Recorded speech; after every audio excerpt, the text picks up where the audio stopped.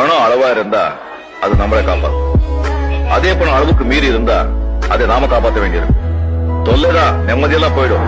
நீய பாத்திருக்கேன். இப்ப பணம் நம்மளை காப்பாத்துது. சோத்துக்கு திண்டாடணும். 4 காசு சம்பாதிக்கணும்னா சாவணும்.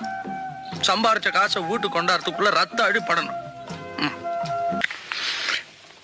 என் மனசுக்கு எது சரின்னு போடுதோ அது மட்டும் தான் நான் செய்யறேன்.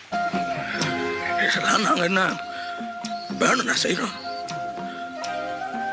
வேற வழி இல்லடா கண்ணா.